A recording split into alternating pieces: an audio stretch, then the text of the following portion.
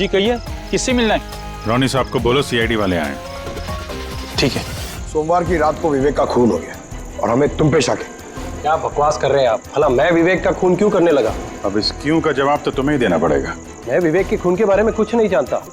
ये तो अभी अभी आप लोगों ने बताया, वो मैं जानता हूँ। देखो, ज्यादा भोलेपन का नाटक मत करो। साफ साफ बताओ, विवेक को क्यों मारा तुमने? सर, मैंने विवेक का खून नहीं किया है, और वैसे भी उसके घर के बाहर सिक्योरिटी गार्ड थे, तो कोई कैसे उसके घर में घुसकर मार सकता है? सिक्योरिटी गार्ड्स कुछ नहीं कर पाए क्योंकि उन्हें कोई दिखाई नहीं। क्या मतलब? मतलब ये है कि एक ना दिखने वाला इंसान विवेक के घर में आया और उसने लाइट के जंक्शन बॉक्स के साथ कुछ छेड़छाड़ की, जिससे लाइट चली गई। सर, लाइट चली गई? मैं पता लगाता हूँ। नहीं मिस्टर रॉनी, आप बाहर नहीं जाएंगे, अभी तो रुकिए। आपकी जान को खतरा है, ये वही खूनी हो सकता है। सिक्योरिटी! रॉनी, आप हिलना मत। जी, सिक्योरिटी!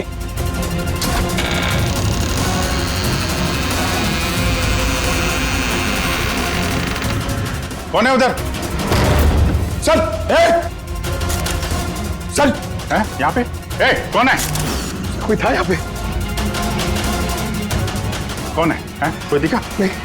रोनी, हिलना मत। सिक्योरिटी, लाइट ऑन करो। सर, मैं बाहर जाता हूँ। देखो। Oh no, Pankaj!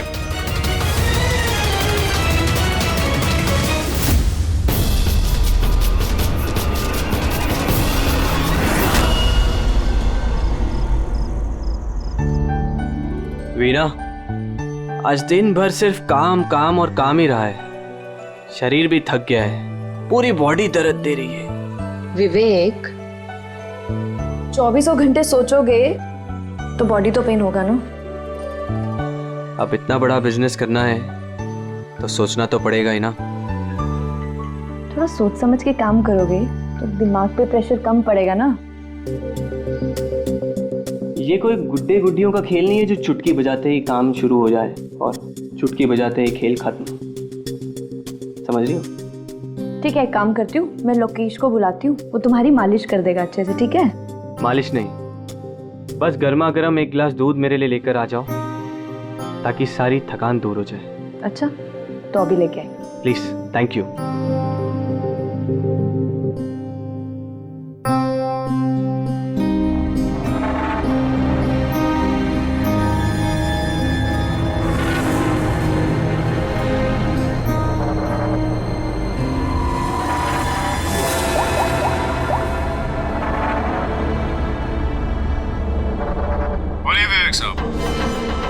सब ठीक ठाक है? हाँ साहब, सब ठीक है, एकदम ट्रैक पे है। काम हो जाएगा ना? आपको जुबान दिया साहब, काम हो जाएगा। जो भी तुम्हें सही लगे वो सब करो, तुम्हें पूरी छूट है, मगर उसको फिक्स कर दो। आप चिंता मत करो साहब, वो तैयार हो जाएगा। उसको तैयार करना मेरे बाएं हाथ का काम है। गुड।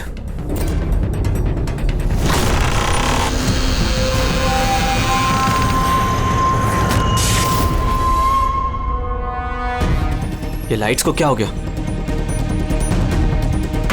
वीना, वीना तुम हो? वीना, तुम बोलती क्यों नहीं? ये लाइट्स कैसे चली गई? लोकेश, वीना, कौन है? कौन है यहाँ पे? वीना, मजाक मत करो। देखो देखो, मैं अंधेरे से नहीं डरता। विवेक साहब! विवेक साहब! विवेक साहब! लोकेश! वीना! लोकेश, जल्दी आओ, कोई है कमरे में। विवेक साहब! विवेक साहब, दरवाजा खोलिए! विवेक साहब! क्या हुआ साहब?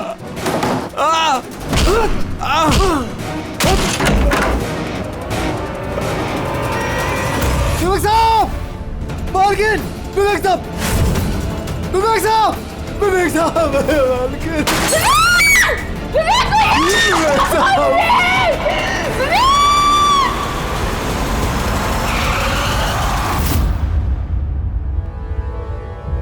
सर, लगता है कई बार चाकू से वार किया है। ये देखिए, कटने का और चाकू घोंपने का निशान है। घाव के पैटर्न देख के लगता है कि ये घाव चाकू के नहीं है, किसी और चीज से खून किया गया है। ऐसा क्यों लगता है सर आपको?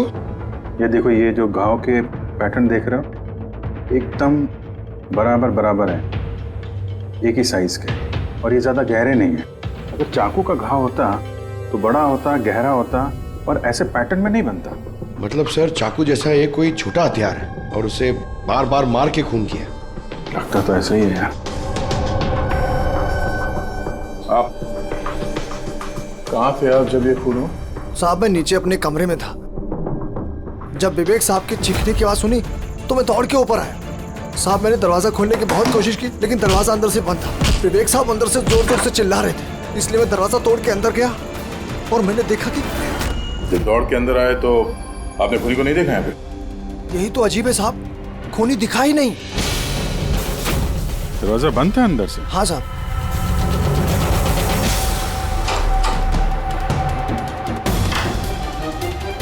तुम अंदर आए तो यहाँ पे लाइट थी? साहब उस वक्त लाइट नहीं थी। जब मैं दरवाजा खोल के अंदर आया तो लाइट आ गई। कमाल है सर, ये कैसा खूनी है जो लाइट में भी नहीं दिखा? कहीं ये आत्मा?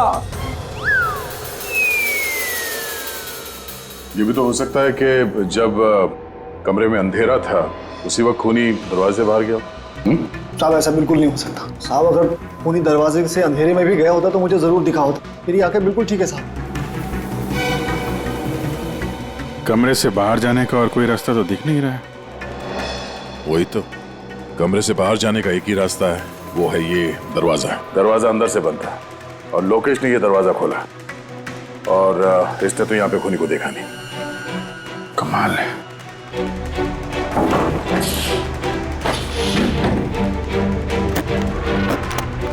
क्योंकि अंदर से बंद है, यहाँ से तो खूनी आ नहीं सकता। तो खूनी अंदर कैसे आया?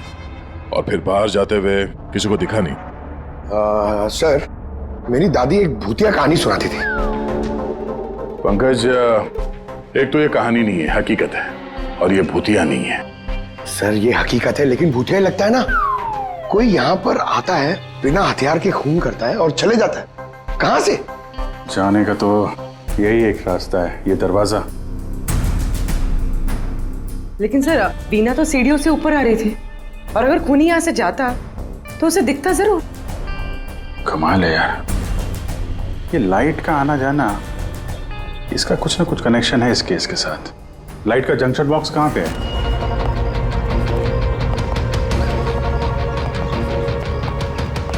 सर यही जंक्शन बॉक्स है।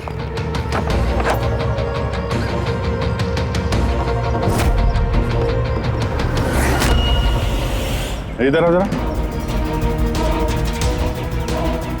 कल तुम ही ड्यूटी पे थे? मैं तो गेट पे था साहब। तुम्हारे गेट पे रहते कोई घर में घुस के खून कर गया, तुम्हें पता नहीं चला? देखिए साहब, मैं अपनी ड्यूटी पे अलर्ट रहता हूँ, ना कोई अंदर आया है ना कोई बाहर गया है। अलर्ट? तो क्या खूनी हवा में आया, हवा में गायब हो गया है? ये लाइट स्विच ऑफ किसने की थी यहाँ से? पता नहीं साहब, अचानक ऑफ हो गई। मैंने सोचा फ्यूज उड़ गया हो।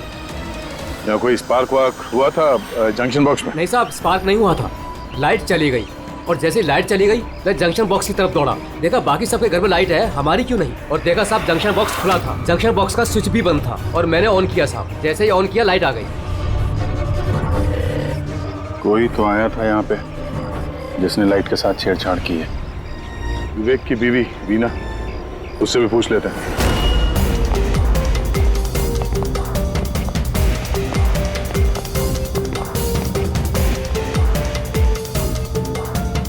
वीना जी, हमें मालूम है ये बड़ा मुश्किल समय है आपके लिए, पर हम लोग भी थोड़े हैरान हैं कि यहाँ पे सबके रहते हुए विवेक का खून हो जाता है और किसी ने भी खूनी को देखा नहीं। सर इस बात का जवाब मेरे पास भी नहीं है। मैं खुद हैरान हूँ, खूनी कहाँ से हवा बनकर आया और कहाँ चला गया। मैं मेरे बच्चों को क्या जवाब दूंगी सर, उन पर क्या बीतेगी। हिम्मत रखो, समय के साथ साथ बच्चे भी समझ जाएंगे। आप कौन है? सर मैं विवेक का बिजनेस पार्टनर हूँ। मेरा नाम राकेश है और मैं अभी जापान से लौटा हूँ। किस सिलसिले में जापान गया था? सर एक बिजनेस के मामले में गया था। क्या बिजनेस क्या करते हैं? सर विवेक और राकेश एक जापान में ऑयल बेसिन का बिजनेस शुरू कर रहे थे, जापान की सी में। जॉइंट वेंचर था इंडिया और जापान में। दोस्त तो गया ही, पता नहीं अब कंपनी का क्या होगा? विवेक की किसी से कोई दुश्मनी थी क्या, या आजकल कुछ स्ट्रेस में हो, कोई धमकी भरे फोन, ऐसा कुछ? नहीं सर, कभी किसी की धमकी या फिर कुछ ऐसा उन्होंने नहीं बताया, लेकिन वो जापान की डील को लेकर काफी टेंशन में रहते थे। किस तरह की टेंशन? डील होगी भी या नहीं। लेकिन सर एक बात और थी। क्या? सर कुछ दिन पहले विवेक एक बहुत अजीब आदमी से मिले थे।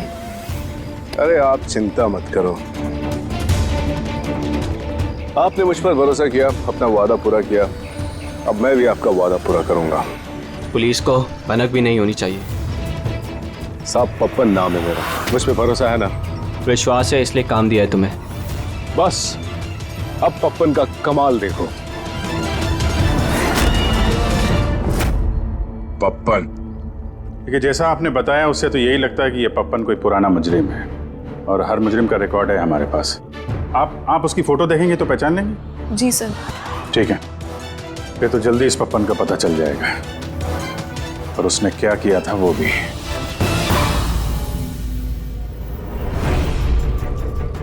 आप लोगों का शक एकदम सही है बॉस, ये खून चाकू से नहीं हुआ। तो फिर किस हथियार से हुआ जो कोई भी देख नहीं पाया, यहाँ तक कि लोकेश को भी वो हथियार दिखाई नहीं पड़ा? हाँ बॉस, हथियार भी नहीं नजर आया, और कमाल की बात है खूनी भी दिखाई नहीं दिया। ये तो पहली हो गई, खून हुआ, खून ही नजर नहीं आया। घाव चाकू जैसे हैं लेकिन खून चाकू से नहीं हुआ। पहेली तो है अभिजीत, और इस पहेली को सॉल्व करने के लिए आप लोगों को कड़ी मशक्कत करनी पड़ेगी। देखो बॉस, हम लोग आत्मा में तो विश्वास नहीं करते, लेकिन साइंस से कुछ भी किया जा सकता है, और मुझे लगता है किसी मॉडर्न साइंस की टेक्निक का इस्तेमाल किया गया है इस खून में। हाईटेक खूनी? हाईटेक ही हो सकता है, वरना ना दिखने वाले खूनी को लाइट्स ऑफ करने की क्या जरूरत है? माना कि ये खूनी हाईटेक है, मगर कहीं ना कहीं उंगलियों के निशान तो छोड़े होंगे ना उसने? बिल्कुल आए होंगे। तो फिर सर, जो क्राइम सीन से हमने उंगलियों के निशान लाए थे, उनमें से एक निशान खूनी के भी होंगे? होने चाहिए थे दया, लेकिन अफसोस की बात यह है कि है नहीं। आप लोग जो भी फिंगरप्रिंट्स लेके आए, उसमें सिर्फ विवेक और उसकी पत्नी के फिंगरप्रिंट्स हैं जो एकदम क्लियर है। बाकी के फिंगरप्रिंट्स एकदम स्मस्ट हैं, सब मिल गए हैं। ऐसा लगता है जैसे किसी ने ग्लव्स पहन करके दरवाजा खोला और बंद किया।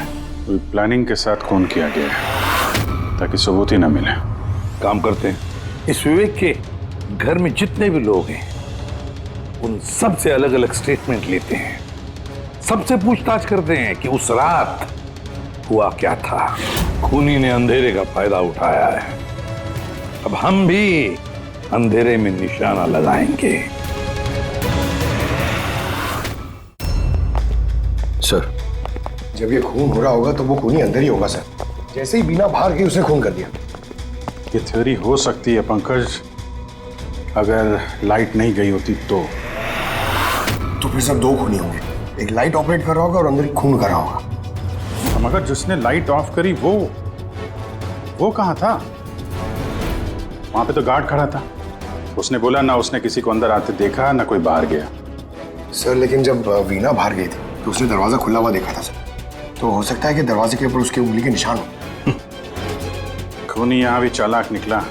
सारों के सामने बताया ना, यहाँ कमरे के अंदर हमें एक भी फिंगरप्रिंट्स नहीं मिले, एक भी। उसने हैंड ग्लव्स पहने होंगे सर, इसलिए शायद नहीं मिले। हैंड ग्लव्स तो पहने ही होंगे। विवेक की बॉडी यहाँ पड़ी थी, मतलब यहाँ कहीं खड़ा होगा। 1 मिनट यहाँ खड़े होना जरा पंकज। खूनी जब अंदर आया तो दरवाजा खुला हुआ था। जैसे ही लाइट गई खूनी अंदर आया, उसने दरवाजा बंद किया, अंधेरे में उसने विवेक का खून कर दिया। क्योंकि जब लोकेश आया था तो ये दरवाजा अंदर से बंद था। हाँ सर, खूनी अंदर ही होगा सर। करेक्ट। और जैसे ही लोकेश दरवाजा खोल के आया, खूनी चुपके से यहाँ से निकल गया। लेकिन अगर खूनी यहाँ से गया है तो लोकेश तो यहीं कहीं खड़ा था, उसे तो दिखना चाहिए था ना खूनी। लोकेश का कहना है उसने सिर्फ यहाँ पे विवेक की बॉडी देखी थी, खूनी उसे नजर नहीं आया। सर ये लोकेशन है, ये झूठ बोल रहा है सर। लगता तो नहीं है। इंटरोगेशन में अच्छे अच्छे झूठ बोलने वाले ना लड़खड़ाने लगते हैं, उनकी जबान कांपने लगती है। ऐसा लगता नहीं है वो झूठ बोल रहा है। तो फिर कौन है ये आदमी?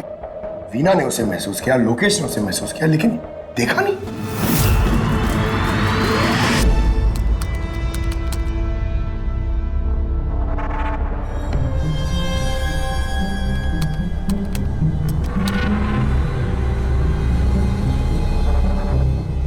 सर, मरने से पहले विवेक ने जिस नंबर पे फोन किया था वो नंबर एक दिन पहले चोरी हो गया था और अब वो अनअवेलेबल आ रहा है। अनअवेलेबल है? तो जरूर पप्पन का होगा दया, पप्पन का नंबर होगा। क्या पता चला उसके बारे में? सर पूर्वी ट्रेस कर रही है, उसका क्रिमिनल रिकॉर्ड भी चेक कर रही है सर, बहुत जल्द पता चल जाएगा। यही है, यही है सर।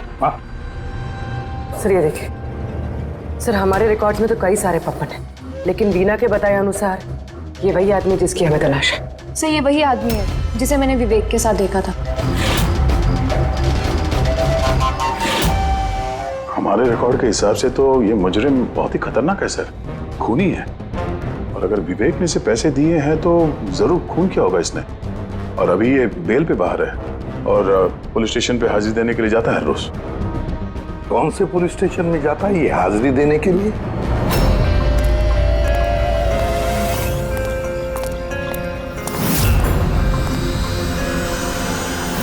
सर यहां से पास हो गया। सब्जी ले लो भाई, सब्जी ले लो, सब्जी ले लो।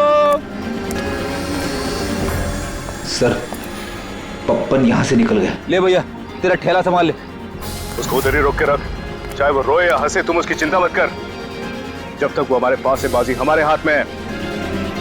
तुम लोग मेरा इंतजार करो और कुछ भी गड़बड़ हुआ ना तुम में से किसी को नहीं छोड़ूंगा मैं। ये चिड़ी का गुलाम तुम्हारी तरफ गया था, देखना जरा।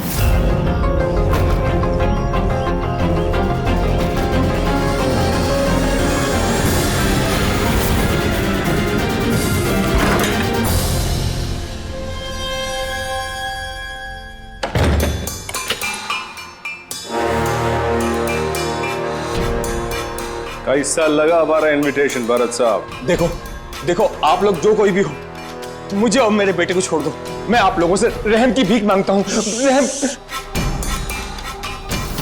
ओके ओके फाइन, एक काम करो, मुझे तुम यहाँ पर रोक लो, लेकिन मेरे बेटे को छोड़ दो। मुझे ना तो तुम चाहिए ना तुम्हारा बेटा।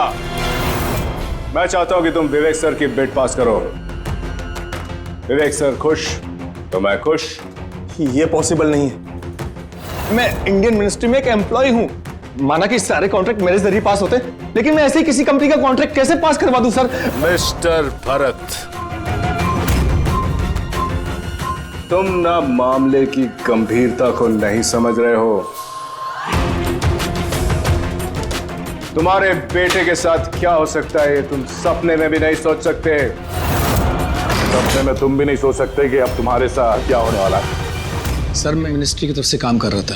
जितनी भी सील्ड बिड इंडियन फर्म्स की तरफ से होती हैं उसका इंचार्ज था मैं। चीनी या जापानी कंपनियों के पास अपने देश में नीलामी का कार्यालय था, लेकिन सभी भारतीय बोलियां उनके पास आई।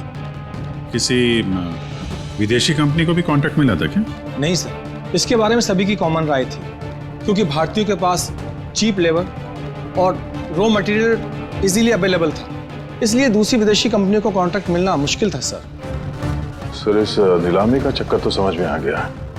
इस विवेक ने नीलामी को अपने फेवर में करने के लिए इनके बेटे को किडनैप किया, मगर विवेक को किसने मारा होगा और क्यों? ये काम तो जरूर किसी इंडियन कंपनी का ही है जो विवेक का कॉम्पिटिटर था। इसी चक्कर में हुआ है ये सब।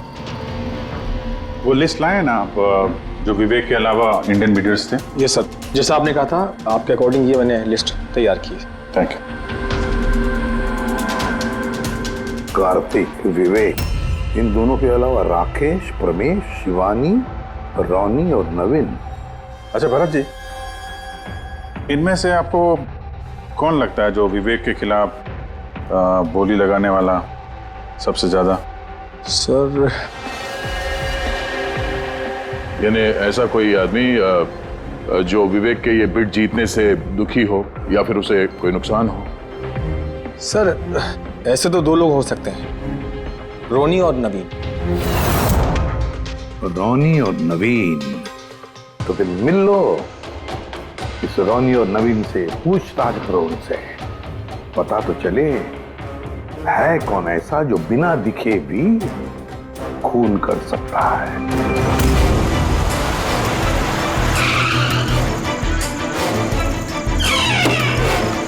जी कहिए, किससे मिलना है? रोनी साहब को बोलो सीआईडी वाले आए।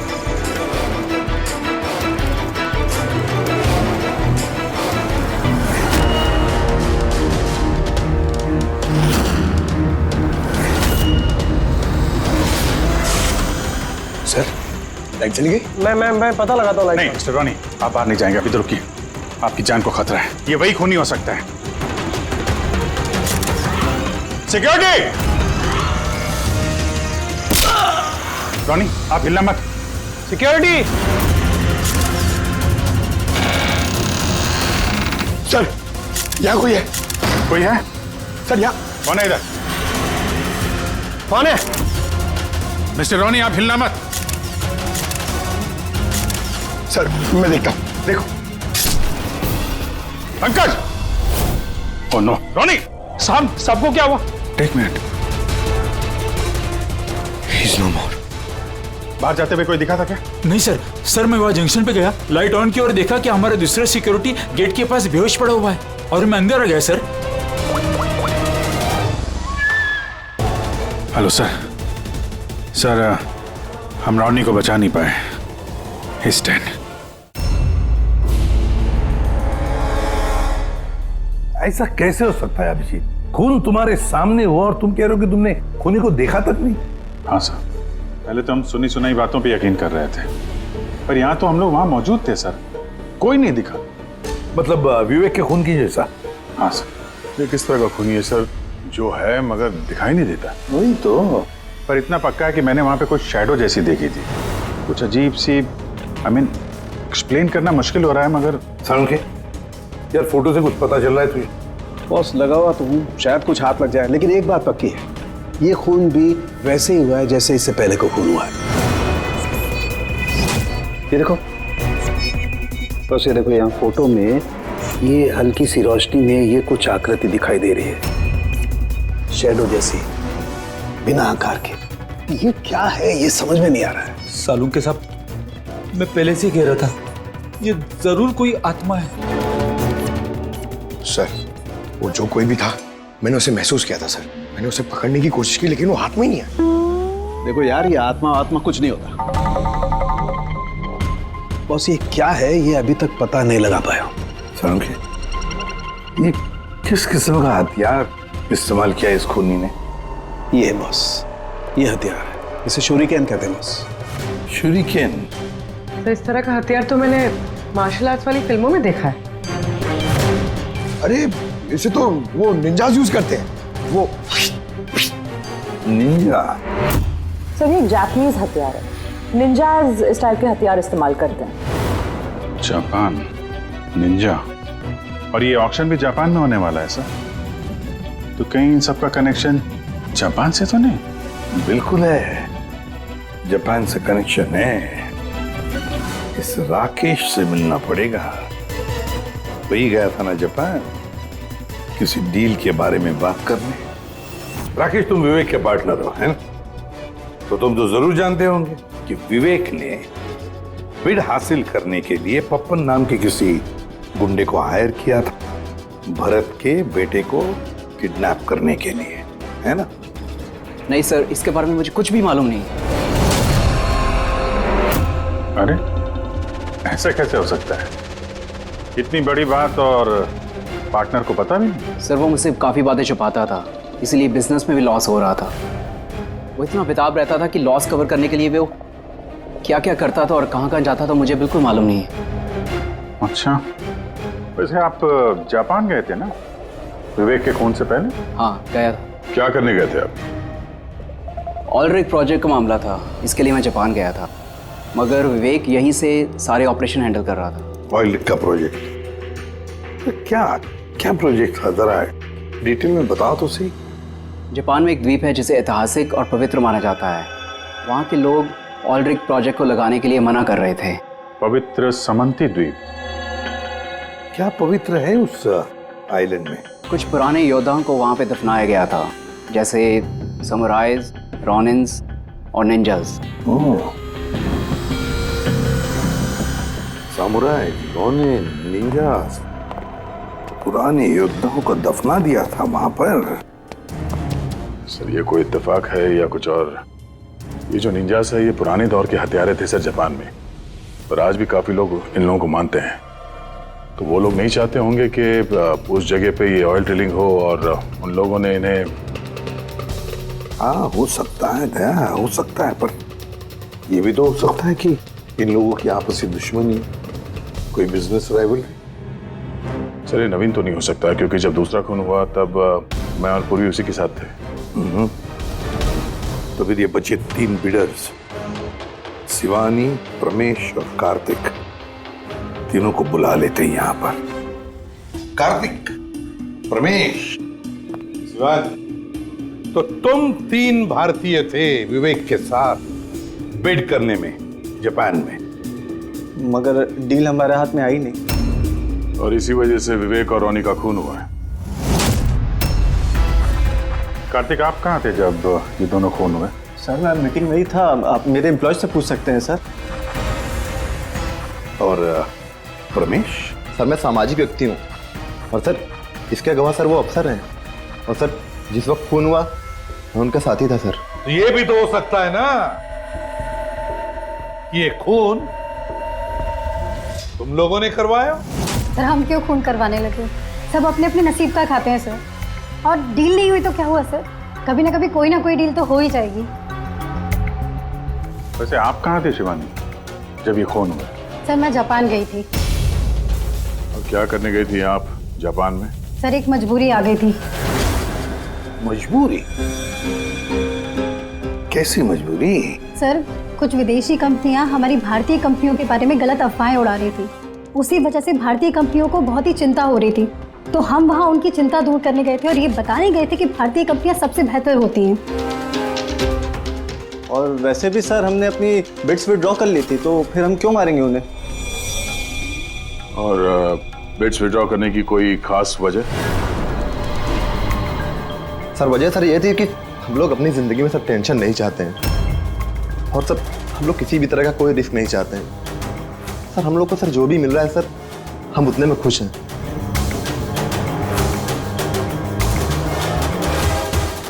सर अब तो ये नवीन ही बचा, इसने तो बिड भी वापस नहीं लिया। तो कहीं नवीन ने तो नहीं ये सब किया? तो फिर ये भी तो हो सकता है कि अगला शिकार नवीन ही हो। नवीन, तुमने बिड क्यों नहीं कैंसिल की जब सारे लोग पीछे हट गए थे? ऐसे कैसे मैं पीछे हट जाता? इस कॉन्ट्रैक्ट को पाने के लिए मैंने कितने महीनों मेहनत की है पता है तुम्हें? मुझे लगा कि अगर ये कॉन्ट्रैक्ट मेरे हाथ में आ गया तो मेरी सारी दुनिया बदल जाएगी। अब तो दुनिया से जाने की ही नौबत आ गई है। तुम समझते क्यों नहीं हो? अगर तुम चले गए तो मेरा क्या होगा? डरने की कोई बात नहीं है, हमें कुछ नहीं होगा। सीआईडी की पूरी टीम हमारे साथ है। अरे सीआईडी वालों के सामने वो मार के चला गया, और सीआईडी वाले क्या किए? कुछ नहीं कर पाए वो। सीआईडी की टीम पे भरोसा रखो तुम, हमें कुछ नहीं होगा। पंकज तुम्हें पता है ना हमें क्या करना है? Don't worry, I know. मैं आता हूं।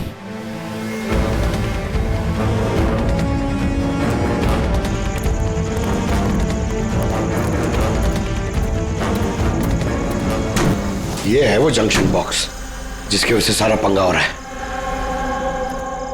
मैं देखता हूं ये कौन है। ये जगह सही है।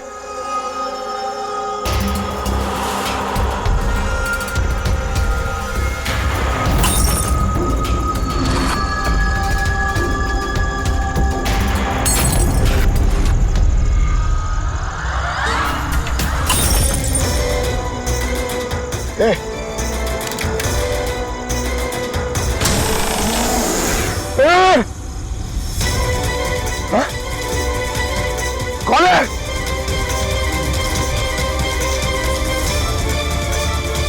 ए, मारा।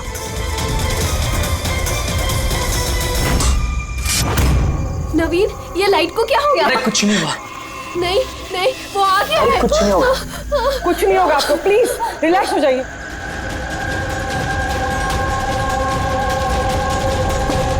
रिलैक्स हो जाइए। नवीन, सामने आओ, वो तुम्हें मार डालेगा। अरे नहीं।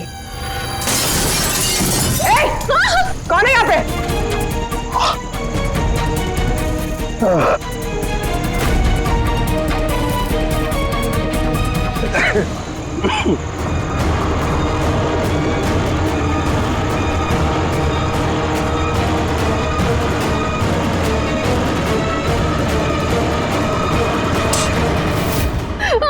आप लोग ठीक है?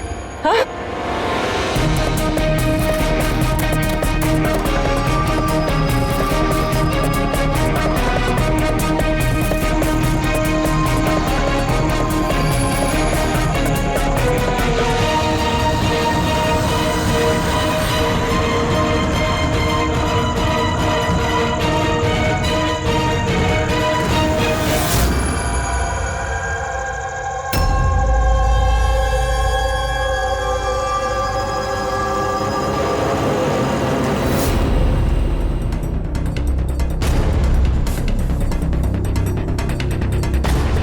सर, मैंने वहां पर 6 गोलियां चलाई थी। उनमें से 5 गोलियां तो मिल गई, मगर एक गोली उस खूनी को जरूर लगी है। एक गोली खूनी को लगी है? तो पूरी तुम यकीन के साथ कैसे कह सकती हो कि 6 में से एक गोली खूनी को लगी है? क्या वहां पे कोई खून वगैरह गिरा था? नहीं सर, खून तो नहीं था वहां पर, लेकिन गोली लगने की आवाज जरूर आई थी। अगर गोली लगी है तो खून तो निकलेगा ही। घर के अंदर ना सही तो घर के बाहर कहीं मिला? नहीं सर, हमने अच्छे से चेक किया था, वहां पर खून था ही नहीं। हो सकता है सर खूनी ने बुलेट प्रूफ वेस्ट पहन रखी हो। और सर, ये भी तो हो सकता है कि ये काला कपड़ा उस बुलेट प्रूफ वेस्ट का टुकड़ा हो। सर के इस काले कपड़े के टुकड़े से कुछ पता चल रहा है तुझे? नहीं बॉस, इस कपड़े पर से भी खून के ट्रेसेस तो नहीं मिले। खून के अलावा कुछ मिला तुझे? हाँ, ये कपड़ा इतना काला है, इतना काला है कि विश्वास नहीं होता है। इस पर से कोई भी रिफ्लेक्शन हो ही नहीं सकता है। रिफ्लेक्शन नहीं हो सकता? मतलब ये फ्रेडी कि जब आप किसी भी चीज पर लाइट डालते हैं तो वो लाइट थोड़ी सी रिफ्लेक्ट होके आपकी आंखों में आती है। इसी से पता चलता है कि वो क्या चीज है, उसका कलर क्या है, ये सब कुछ। लेकिन इस कपड़े पर अगर आप लाइट डालेंगे तो रिफ्लेक्ट होगी ही नहीं। इस कपड़े पे लाइट मारेंगे तो ये कपड़ा दिखेगा नहीं ना। मैं दिखाता हूं, ये देखो, ये यहां पर ये लाइट है। अब हम इसे ट्रैवल करते हैं इस कपड़े पर, और ये देखो लाइट गायब। माय गॉड, मतलब इस कपड़े ने सारी की सारी लाइट एब्जॉर्ब कर ली। और ये देखो, कपड़े से बाहर आए तो फिर से लाइट दिखाई देना शुरू हो गई। अजीब कपड़ा है, पूरी लाइट एब्जॉर्ब कर लेता है। पता ही नहीं चल रहा था कपड़ा है कि नहीं। एक साल के नवीन की जान को खतरा है, जो भी है जल्दी बता दे। बॉस, मैं जानता हूं कि ये क्या है और खून कैसे हुआ है।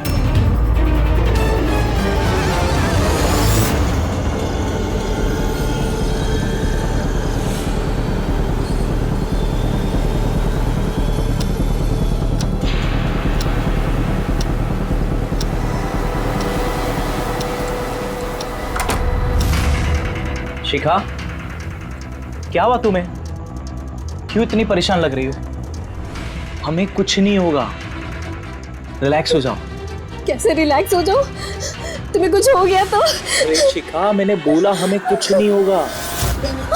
नवीन, ये लाइट कैसे चली गई? अरे नवीन, वो आ गया है। कोई नहीं वो आया। तुम्हें मार डालेगा।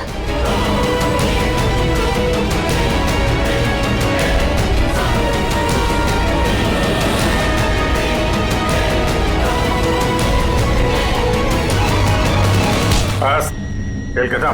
एक गिलास दूध अपने हाथों से लेकर आ जाओ, सारी थकान दूर हो जाएगी। अच्छा, अभी लेकर आती हूँ। Please, thank you.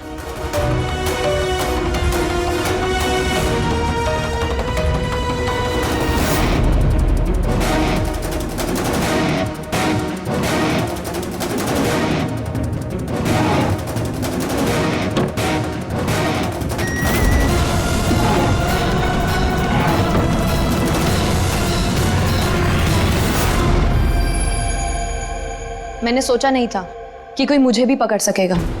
हमने भी नहीं सोचा था कि एक पत्नी अपने पति का खून कर देगी। अपराधी चाहे जितना दिमाग लगाकर अपराध को अंजाम दे, कहीं ना कहीं उससे कोई ना कोई गलती हो ही जाती है। मैंने तो कोई गलती नहीं करी, फिर भी आप लोगों ने मुझे पकड़ लिया। नहीं, गलती हुई तुमसे। ये कपड़ा पहन के तुमने बहुत अकलमंदी दिखाई थी, लेकिन इस कपड़े का टुकड़ा हमें खिड़की में से मिल गया,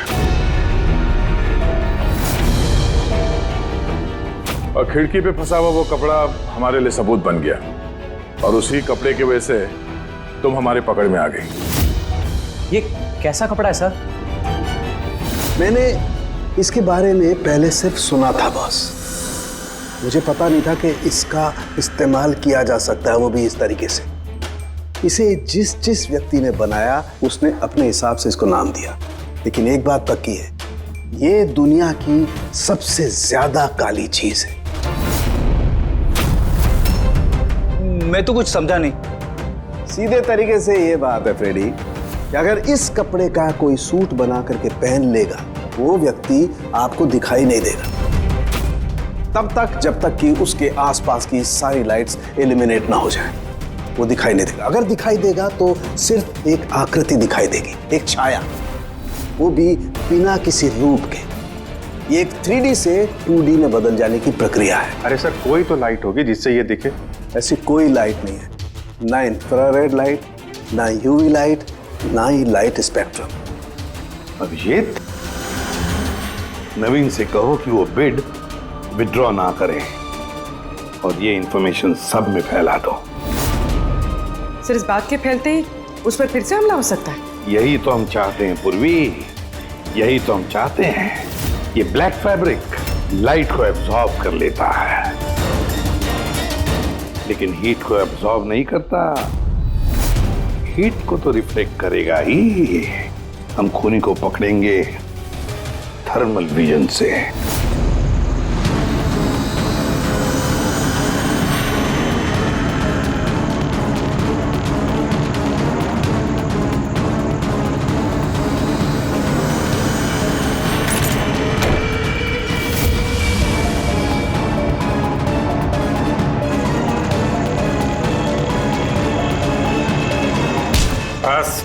खेल खत्म। किस तरह से इस काली ड्रेस की वजह से तुम्हारा खेल खत्म हो गया? हाँ?